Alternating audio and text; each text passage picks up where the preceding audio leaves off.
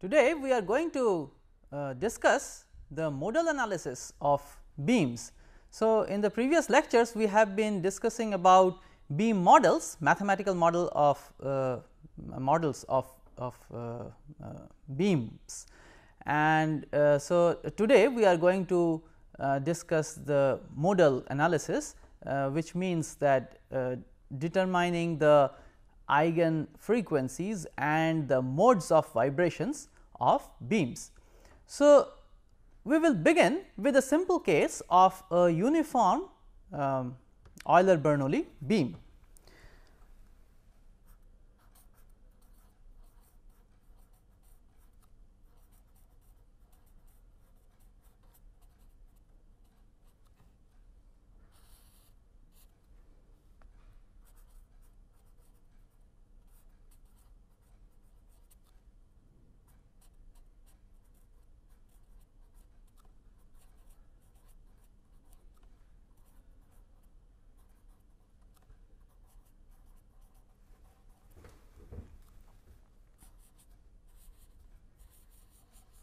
So, as you know that the uniform Euler-Bernoulli beam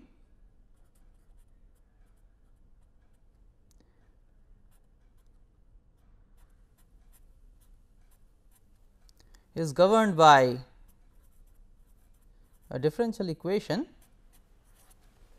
like this, and along with this we can have we will have boundary conditions. Now, as we have discussed in our previous class, there will be in all 4 boundary conditions. So, suppose if we consider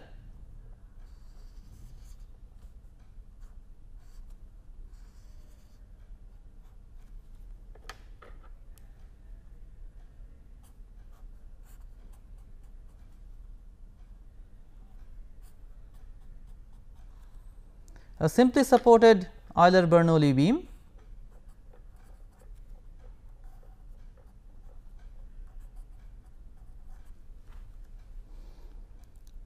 then the boundary conditions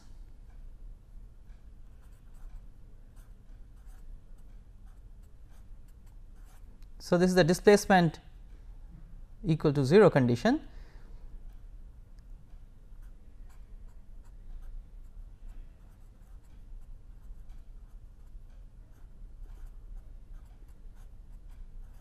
This is the bending moment equal to 0 condition. Similarly, at x equal to L, we have displacement 0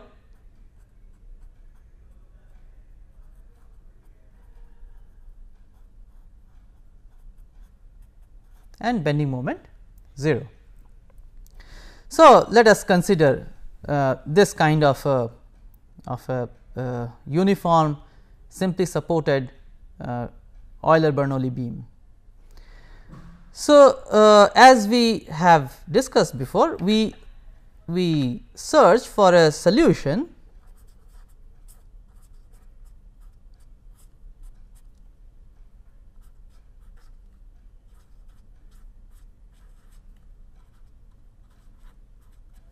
of this type, which is separated in space and time, complex solution. And if you substitute this in the equation of motion, the differential equation, then upon some simplifications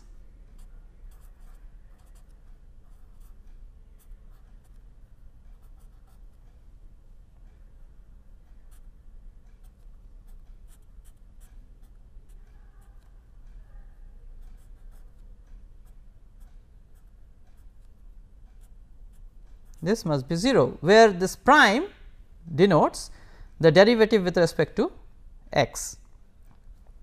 So, this is the differential equation. Along with this, corresponding to these boundary conditions, we will have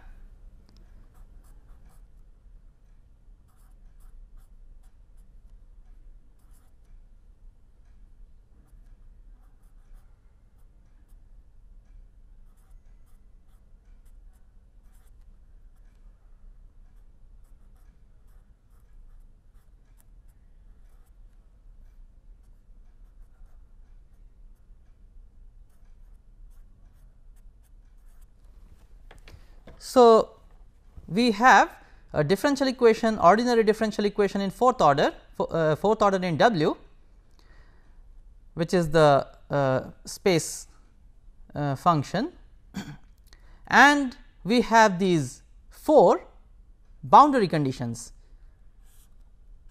which defines what is known as the eigenvalue problem.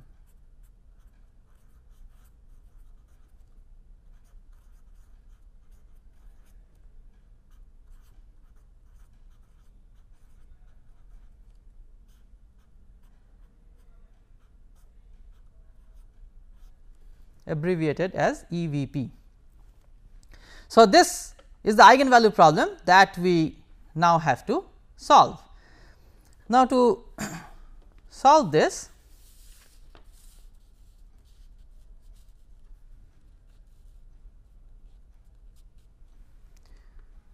we consider a solution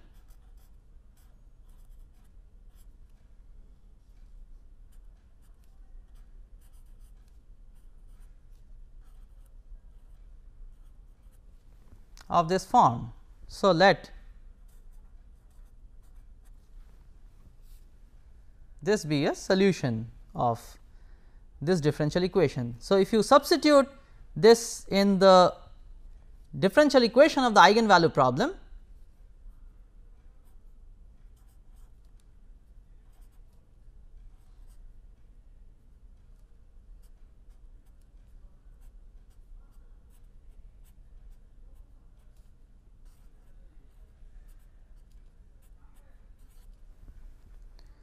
and that implies. So, I have substituted this in this differential equation and made some simplifications to obtain this, which implies that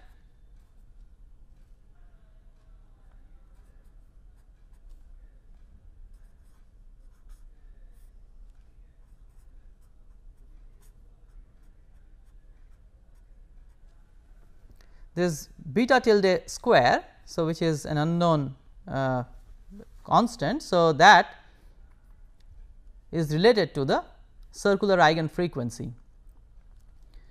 Now, so we have, so this can have 2 signs plus or minus, and therefore, this beta tilde will have 4 solutions, which we will represent as plus minus beta and plus minus I beta, where beta is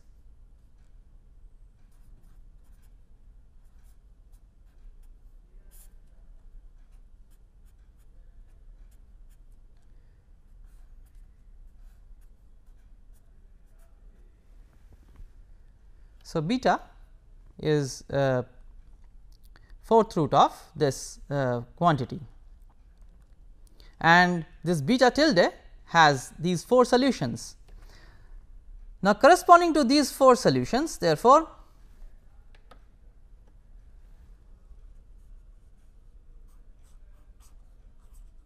the general solution of this function w x can be written as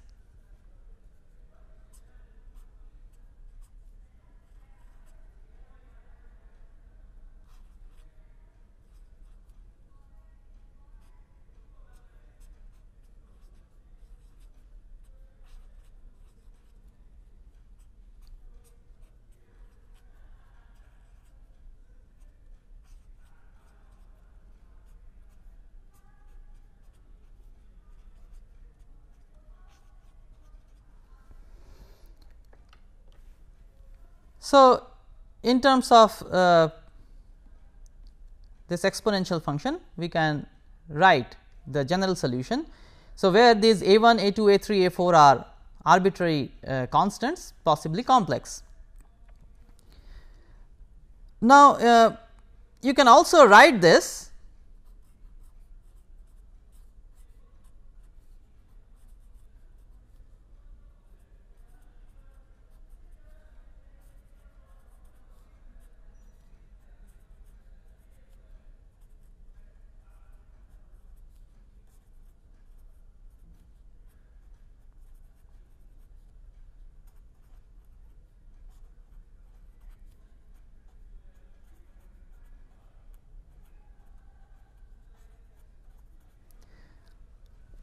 So, by combining terms, you can also write it like in terms of hyperbolic and trigonometric functions. So, here again b 1, b 2, b 3, b 4 are now real constants.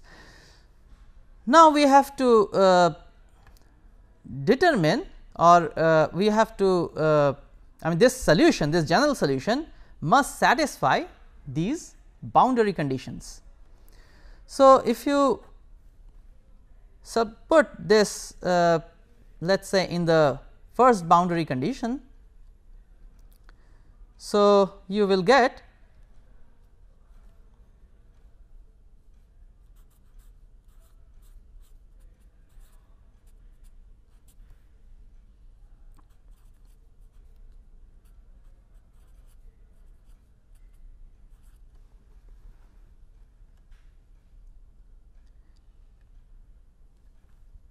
if you use the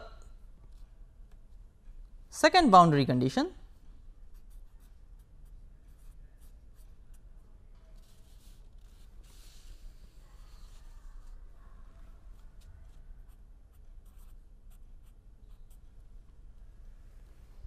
then this will get differentiated 2 times. So, this will give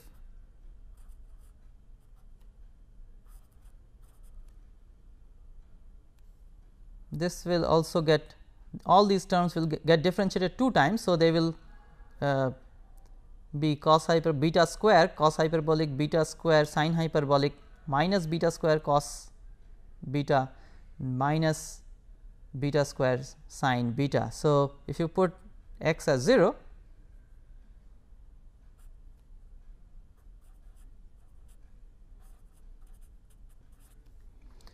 so these are the two conditions in terms of b 1 and b 3, and if you I mean you can easily infer from here that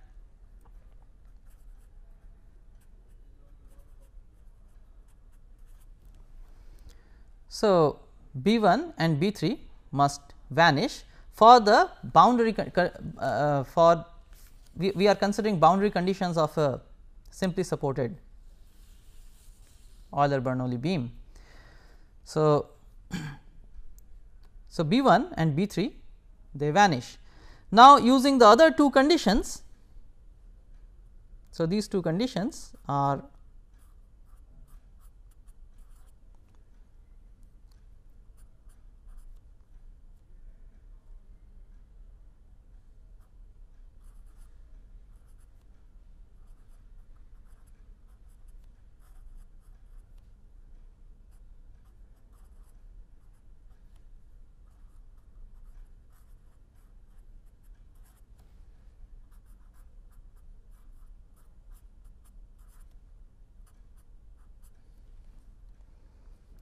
so this will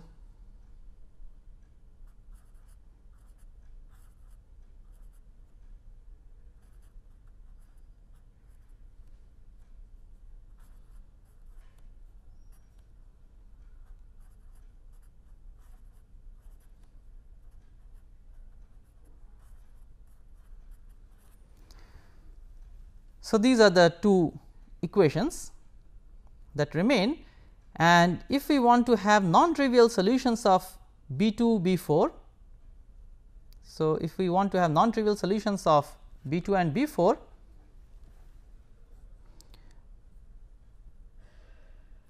so this I can write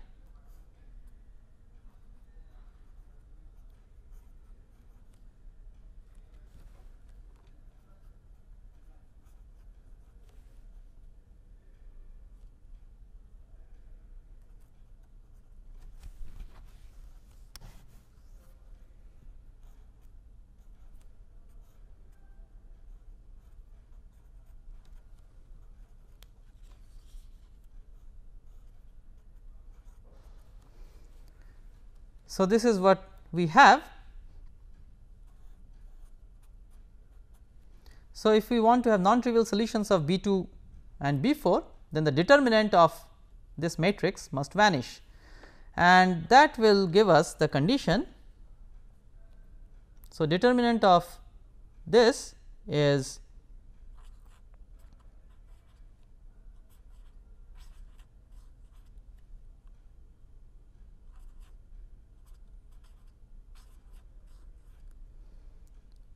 So, it is minus 2 times. So, that must be 0. This is the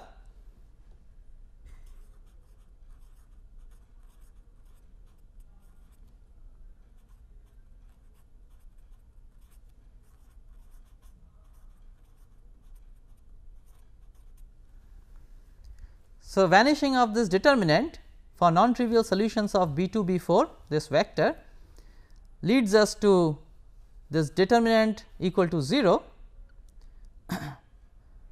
and this is the characteristic equation for the simply supported Euler-Bernoulli beam. Now, this is not so this sign hyperbolic is 0 only at beta equal to 0, which will give us the trivial solution. So, now this, so for non-zero values of beta, because if beta is 0, then you see the frequency has to be 0. So, for this to be 0, we must have sin beta L must be 0.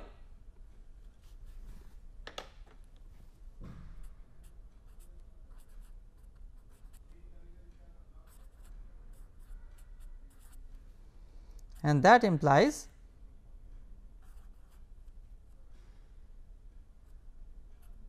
now this beta L, sin of beta L equal to 0, that can happen at infinitely many values of beta, which can be indexed.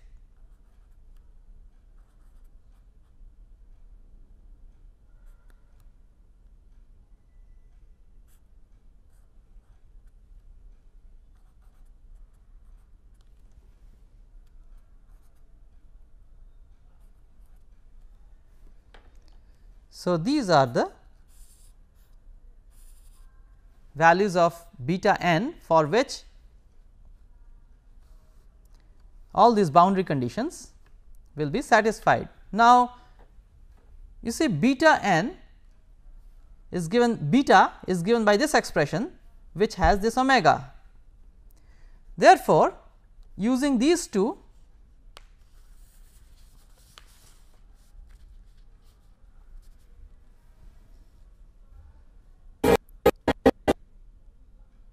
so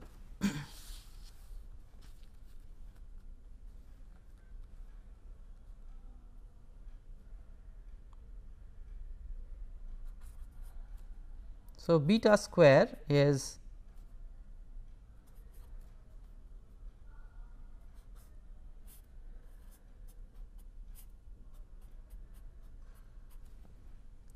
and that must be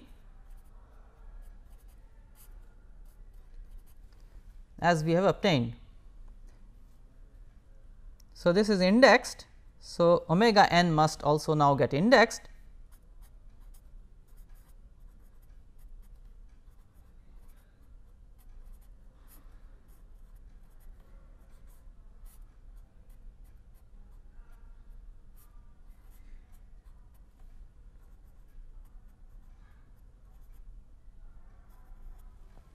So, we have now the circular natural frequencies of a simply supported Euler-Bernoulli beam. Now, so this is for the Euler-Bernoulli. Now, if you look at the differential equation of the Rayleigh beam model,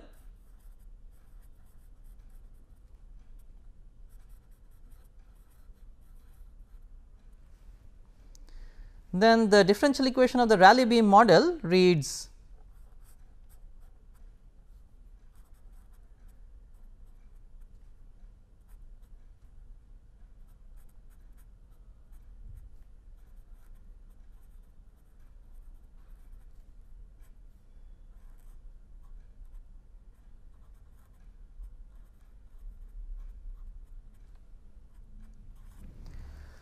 So, this is the differential equation of a uniform Rayleigh beam. So, this is the rotor inertia term, and if you follow the step similar to what we have just now done, then you will get the circular natural frequencies of the Rayleigh beam as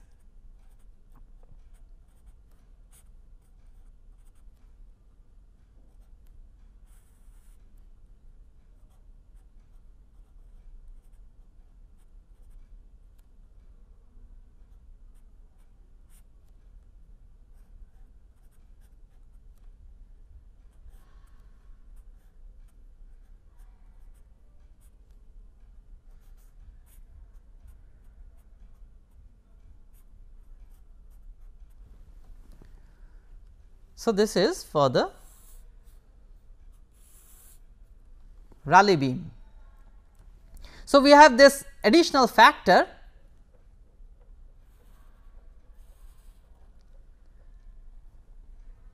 in the Rayleigh beam model, in the circular natural frequencies of a Rayleigh beam.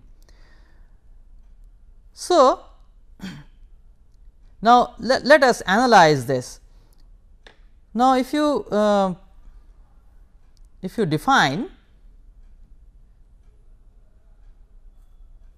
so we have this factor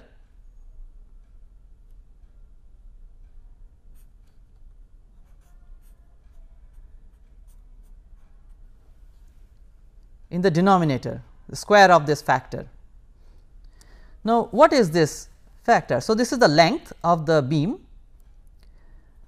The second moment of the area about the neutral axis I over the area of cross section of the beam. Now, this I over A is the radius of gyration square. So, under root of that is the radius of gyration. Now, length over the radius of gyration can be defined as the slenderness ratio.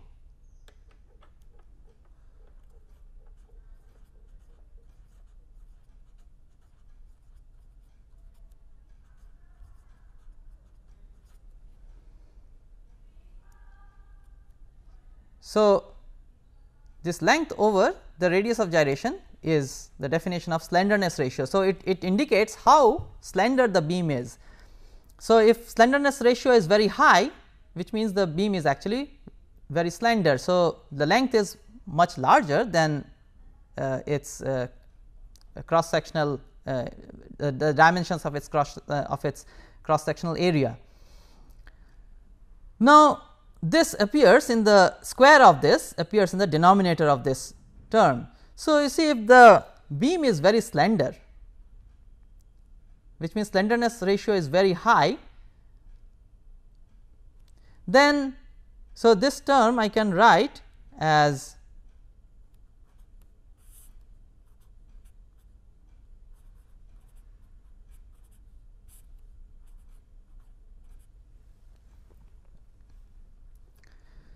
now, if the slenderness ratio is very high, then for lower modes this term is negligible, say n equal to 1, 2, and if the slenderness ratio is for example 10, suppose the slenderness ratio is 10. In that case this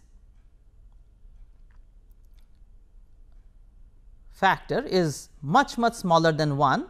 In that case this ratio is almost 1. So, which means for very slender beams the circular natural frequencies of the Rayleigh beam model should match with the Euler-Bernoulli beam, but then this term brings in the difference for higher modes. So, for higher modes the frequencies are going to differ. So, as we go to higher and higher modes, the frequencies, the circular natural frequencies are going to be different. So, let us look at a comparison of this circular natural frequencies of the Euler-Bernoulli and Rayleigh beam models.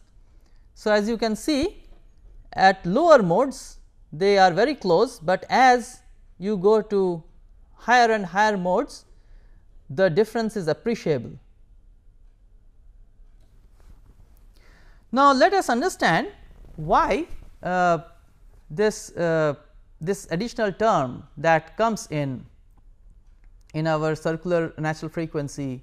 I mean, see, the source of this term is obviously the rotary inertia term.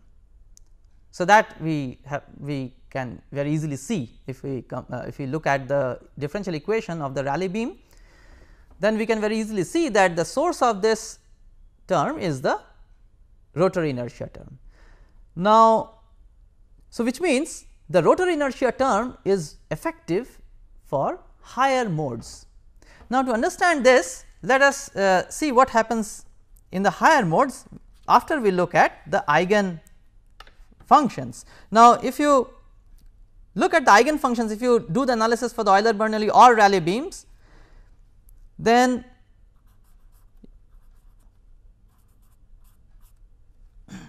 so the eigen functions are obtained.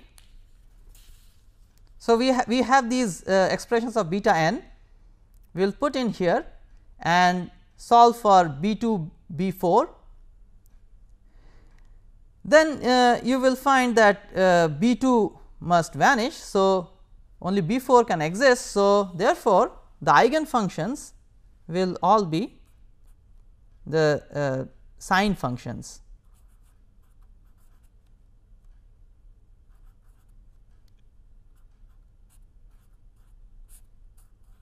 So, these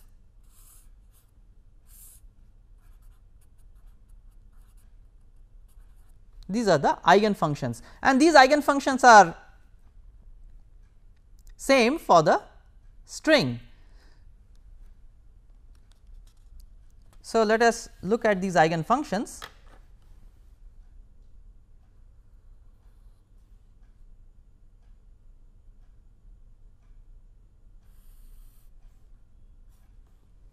So, we have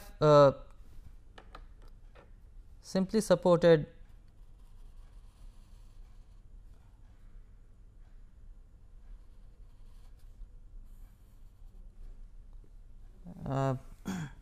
Euler-Bernoulli or Rayleigh beam. So, this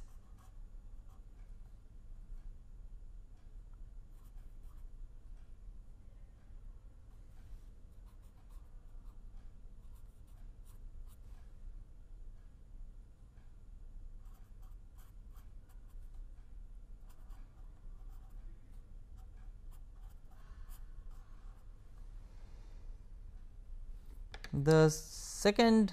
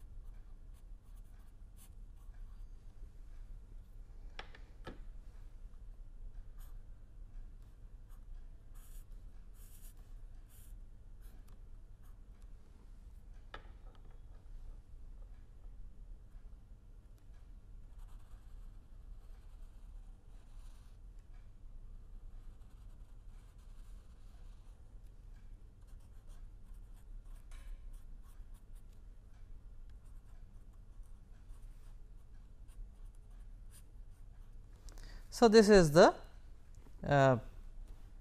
eigen function of the third mode. So, the mode shape is defined by these eigen functions. So, you have two nodes here, one node here and no node in the first mode. So, this is same as that of the string. Now, let us see what happens as we go to higher modes. So, if you calculate the curvature, then the curvature is increasing. As you go to higher and higher modes, the curvature is increasing, and this rotor inertia term. So, more is the curvature, more is the rotation of this element.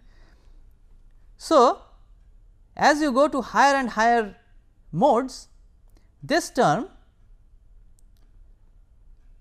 it brings in this effect of increased effect of this term because of higher curvature and of course, because of higher frequency. So,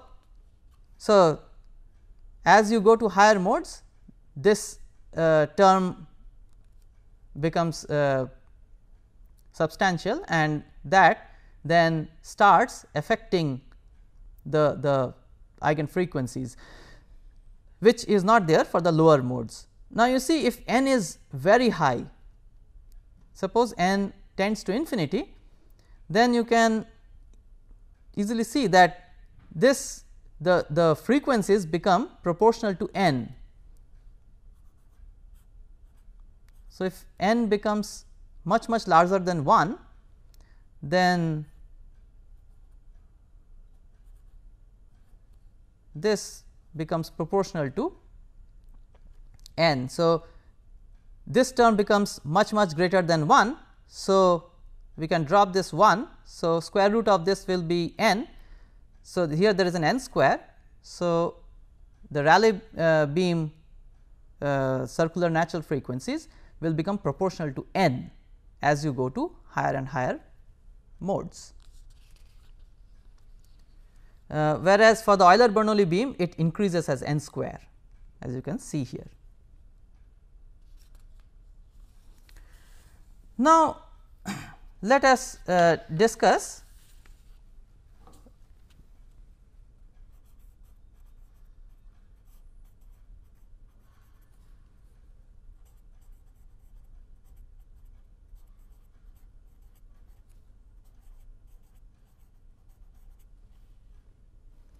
a uniform cantilever beam.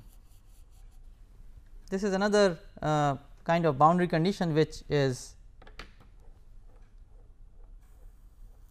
quite common.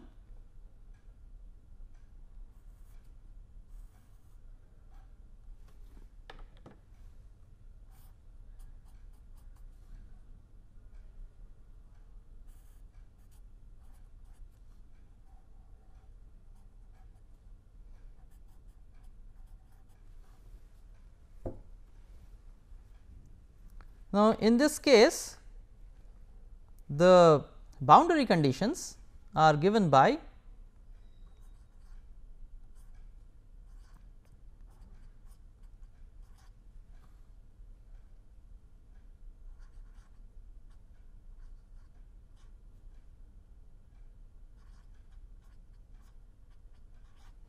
so on the built in end we have displacement 0 and the slope also 0.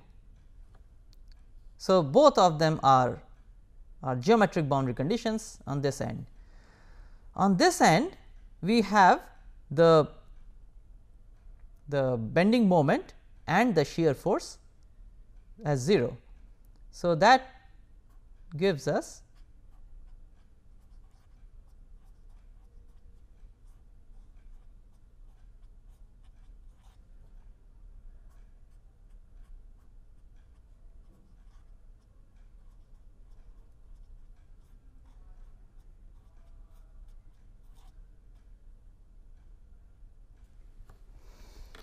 now the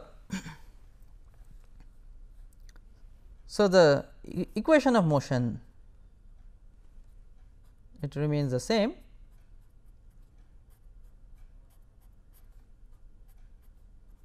So, we are considering an Euler-Bernoulli beam with these boundary conditions. Once again we search for separable solutions, and we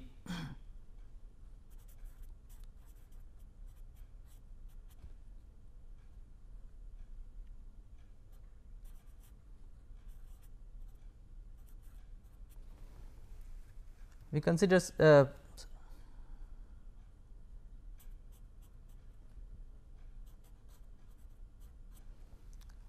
So, we have a space part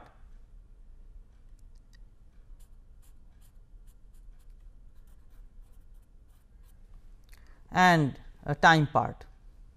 So, when we substitute, so the differential equation of the eigenvalue problem remains the same. Now, in this case of the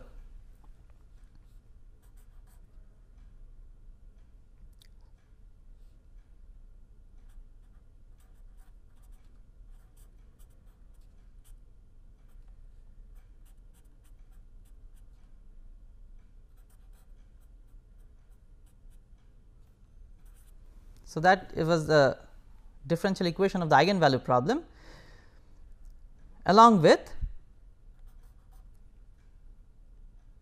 the boundary conditions which we have now.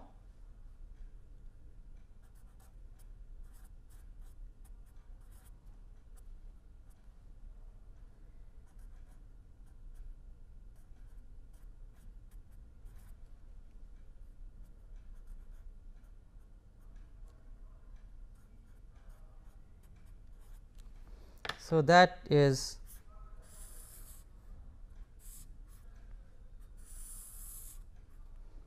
the eigenvalue problem for the cantilever beam. So, the general solution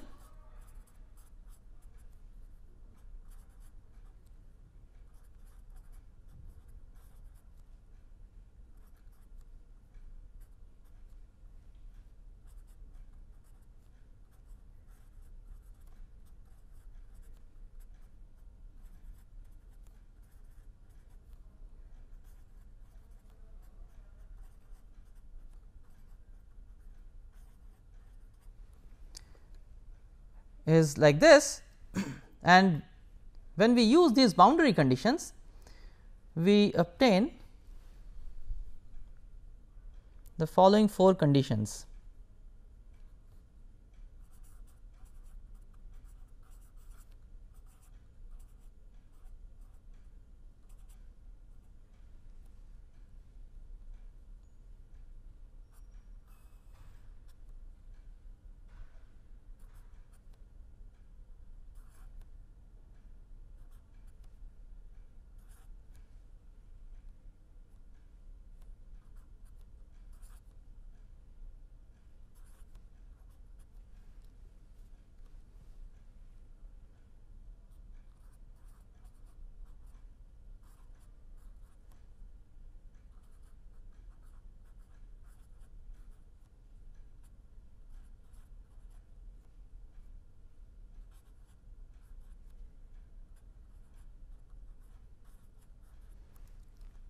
So, these conditions can be simplified and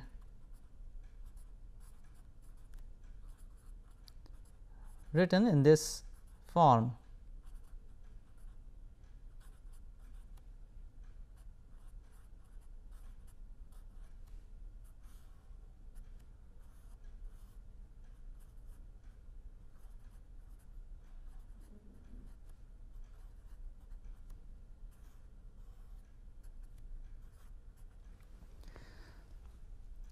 So, for non-trivial solutions of B 1, B 2, B 3, B 4, the determinant of this matrix must vanish, and this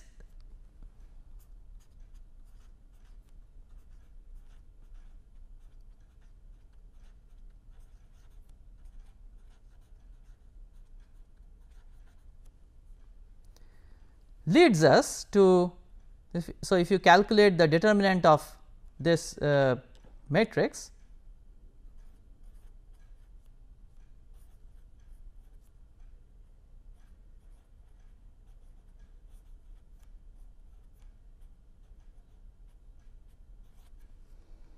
and this is the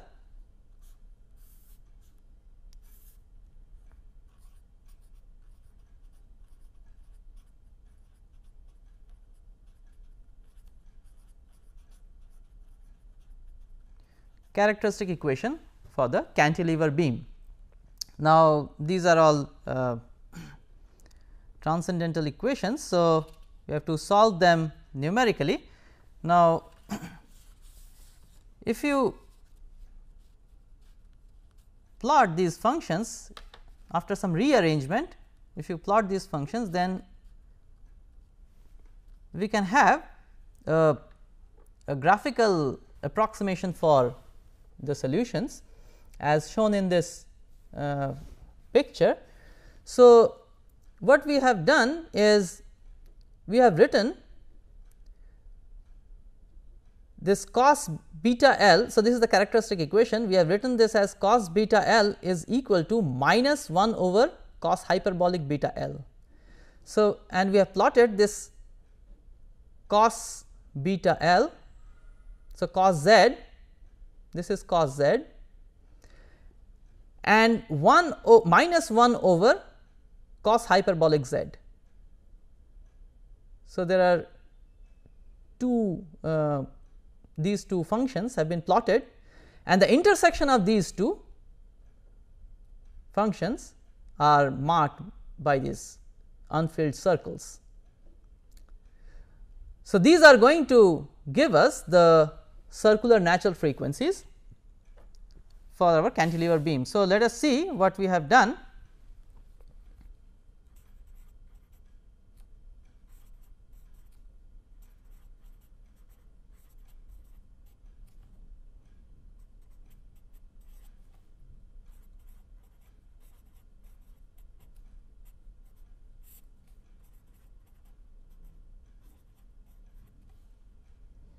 So, essentially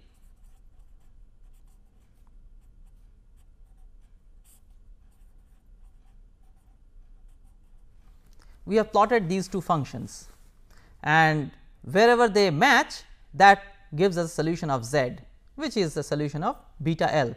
Now, let us look at this figure once again. Now, you can see that for higher, so each of them, as I indicated, they will tell us the circular natural frequency. So, for the higher modes, so higher frequencies, you see this 1 over cos hyperbolic z, it falls off very fast to almost 0. So, these points can be written as zeros of this function cos z is equal to 0. So, for higher modes, you can reduce this characteristic equation to this simplified characteristic equation cosine beta L equal to 0, which will, so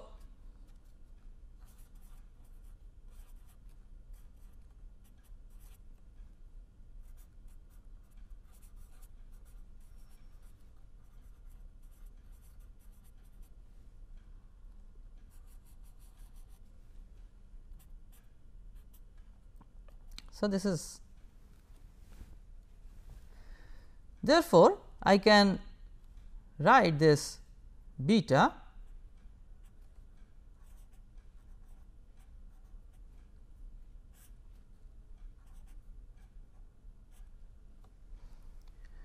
so beta L as approximately this. Now, what I will do is, in order to get to this, I will add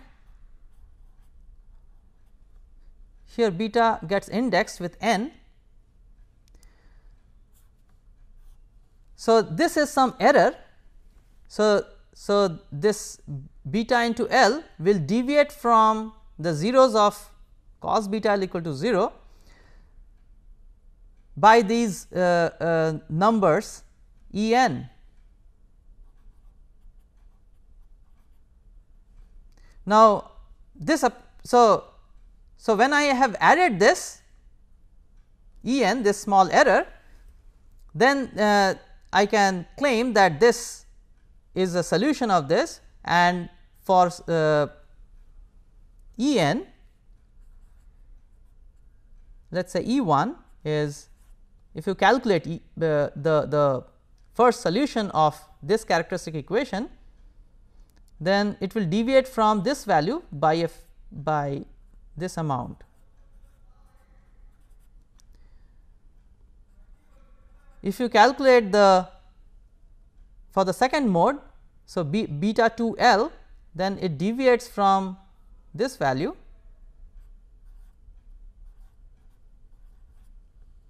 If you calculate for the third mode,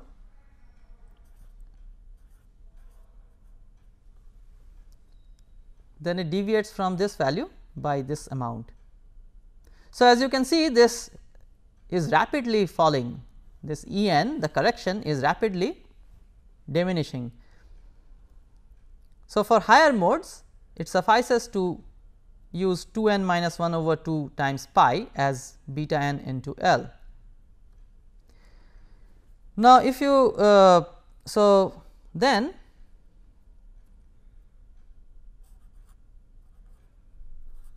so beta n square is therefore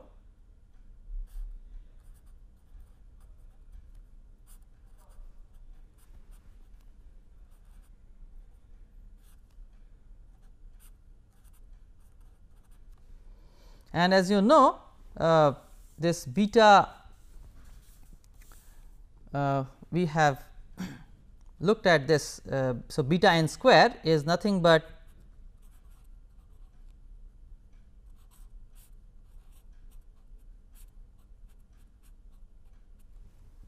rho a over E I times omega, square root of that times omega n. So, this implies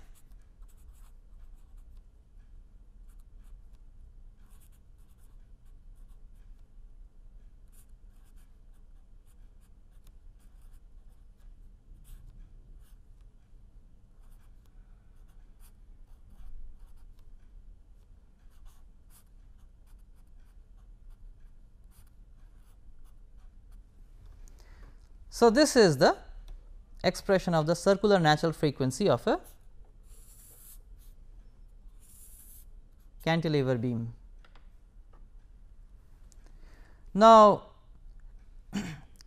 corresponding to these circular natural frequencies, one can calculate the eigen functions from the general solution that we discussed.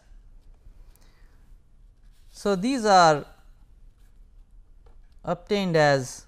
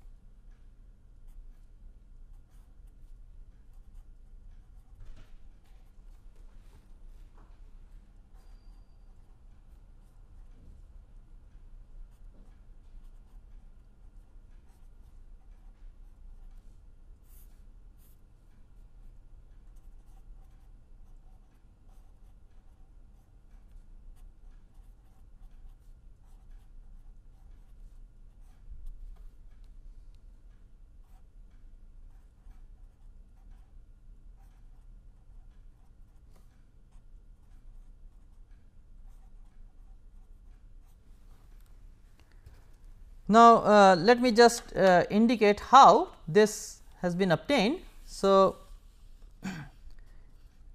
this was what we had. Now, the first condition is the first condition that we have from here is that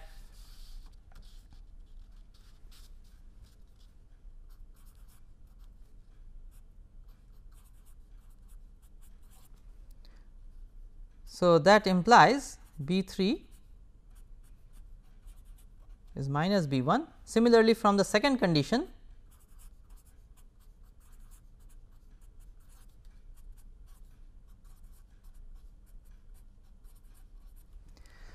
now we have used this third condition. So, therefore, so with these two conditions we can write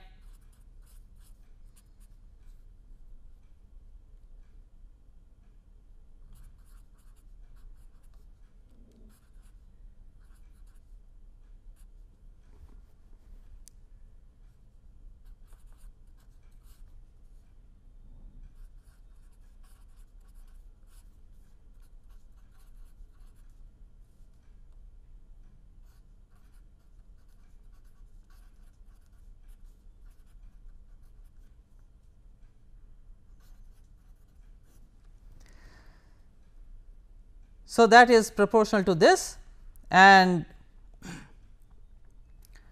we have used the boundary conditions, and to from there, as you can see, we have solved this we have obtained this eigen function. So,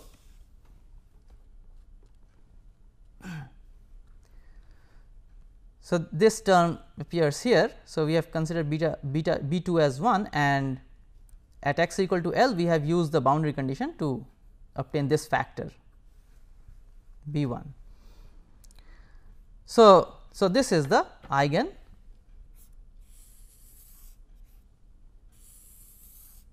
these are the eigen functions. Again, these are indexed. So, let us once look at these eigen functions. So, this is the first mode, characterized by this eigen function. This is the second mode, this is the third mode. So, you can see in the third mode there are 2 nodes, in the second mode there is only 1 node and no nodes in the first mode, and the slope here is 0, the displacement and slope as we expect.